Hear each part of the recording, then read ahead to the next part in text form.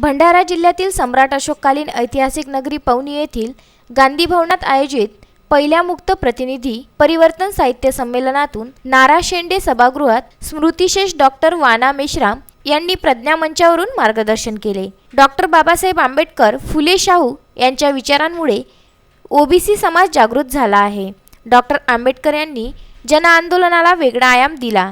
त्यांनी मानवतावादाला प्राधान्य देऊन उच्चवर्णीयांना हादरे दिले। या परिवर्तन साहित्यामधून माणसे घडून नवीन विचार मांडले जाणार आहे। हे विचार राष्ट्रीय ओबीसी महिला संघाच्या अध्यक्षा सुषमा भड यांनी आपल्या उद्घाटनपर भाषणातून मनोगत व्यक्त केले। संमेलनाच्या अध्यक्षस्थानी सेवानिवृत्त प्राचार्य विनोद मेश्राम होते। स्वागताध्यक्ष नगराध्यक्षा पूनम काटेखाये तर प्रमुख उपस्थितीत परिवर्तन विचार मंचाचे अध्यक्ष विलास गजबिये, कार्याध्यक्ष शालिक जिल्लेकर हे उपस्थित होते। आपल्या अध्यक्षीय भाषणात प्राध्यापक विनोद मेश्राम यांनी साहित्य संमेलन हा आरसा असून शहरातील परिवर्तन साहित्य संमेलन हे समाजाला नवीन दिशा देणार असल्याचे सांगितले। मी मनोहर मेश्राम, संयोजक मुक्त प्रतिनिधी परिवर्तन साहित्य संमेलन पवनी। हे संमेलन घेण्याची भूमिका ही आहे, अलीकडे साहित्याच्या बद्दल लोकांचा गैरसमज होत आहे। अनेक ठिकाणी साहित्याच्या चळवळी राबवताना व्यावसायिकपणा आलेला आहे। तो व्यावसायिकपणा कुठेतरी दूर व्हावा या हेतूने हा साहित्य संमेलन आम्ही या ठिकाणी आयोजित केलेला आहे आणि या ठिकाणी नवोदितांना जास्तीत जास्त चान्स भेटावा हा या पाठीमागचा उद्देश आहे। आणि फुले शाहू आंबेडकरी विचार हे जनमानसामध्ये प्रबळपणे रुजावे हा या पाठीमागचा उद्देश आहे। सुरू करा। हे संमेलन आयोजित करताना परिवर्तन विचार मंच नागपूरच्या मंडळींची साथ हा फार महत्त्वाचा विषय आहे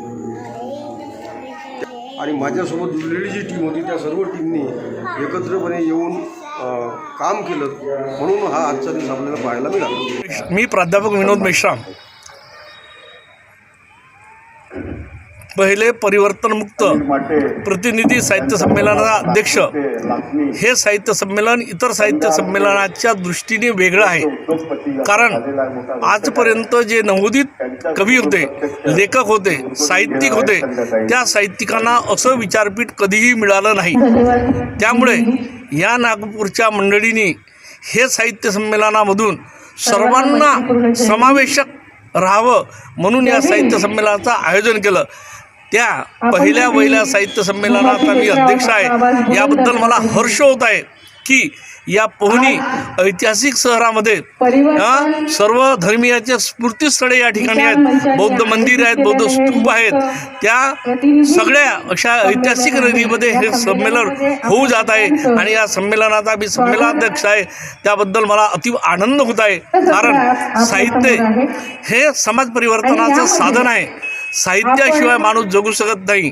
साहित्य हे दुधारी तलवार आहे, ते तलवार धारण करण्यावर अवलंबून आहे। साहित्य सामाजिक, राजकीय यावर सुद्धा हल्ला करू शकतो, परंतु साहित्यिकांनी आपली लेखणी तरप केली पाहिजे। जर साहित्याची लेखणी जर तरप नसेल तर माणसाच्या व्यथा आणि वेदना त्यांच्या साहित्यात येणार नाही। आणि म्हणून साहित्यिकांना मी असं आव्हान करतो की आपली लेखणी या समाजव्यवस्थेच्या विरुद्ध बंड पुकारली पाहिजे आणि नव्हे तर जातीयतेला किंवा साहित्यामध्ये कुठलाही जातीयता नसावा असं माझं प्रज्ञान मत आहे। संमेलनात भंडारा, नागपूर, अमरावती, अकोला, गोंदिया, गडचिरोली, वर्धा इत्यादी जिल्ह्यातील साहित्यिक मोठ्या संख्येने सहभागी झाले होते। प्रवीण भोंदे, विदर्भ न्यूज, भंडारा।